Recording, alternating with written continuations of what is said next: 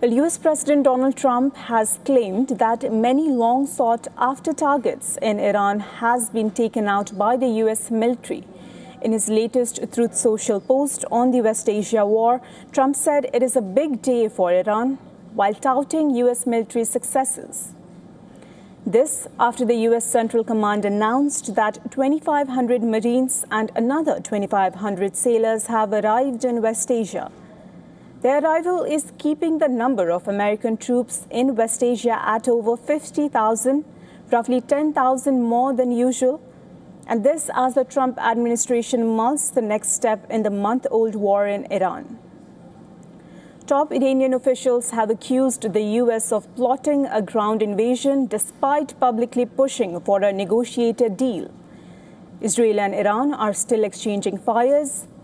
Footage captured in Tehran showed air defense system intercepting objects in the night. Iran's energy ministry said energy infrastructure has been damaged in the strikes, but Iranian state media reported that power has been restored to most parts of Tehran and the nearby areas.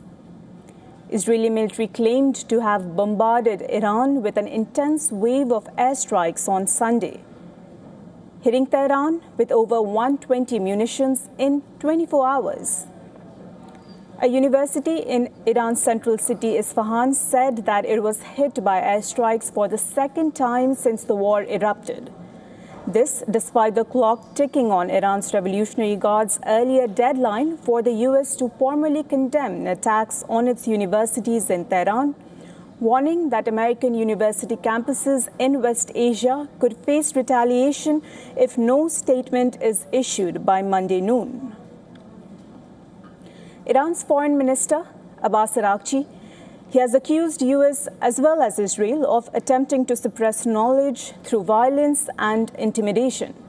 In a sharply worded statement on X, Araghchi called the countries partners in crime and asserted that such actions reflect desperation rather than strength. Also, nuclear watchdog IAEA has confirmed that Iran's Kunduz heavy water plant has sustained severe damage and is no longer operational following Israeli strikes. As strikes continue, Iran's Joint Military Command spokesperson declared on Sunday that the private residences of US and Israeli officials have now become legitimate targets for Iran. In light of the malicious actions and terrorist measures of the American Zionist enemies and their targeting of residential homes of the Iranian people in various cities, the armed forces of the Islamic Republic of Iran will, in a retaliatory action, target the residences of American and Zionist regime commanders and political officials in the region and in the occupied territories. Projectiles were seen above Jerusalem and the West Bank on Sunday as another missile barrage was fired from Iran. Earlier, a missile fragment that fell on a factory outside of the southern Israeli city of Beersheba, it set a pesticide tank on fire, according to Israel's fire and rescue, sending black plumes of smoke and billowing flames high into the air. Iran also continues to strike the Gulf states. An Iranian strike on a power station in Kuwait killed one Indian worker and damaged a building at the site.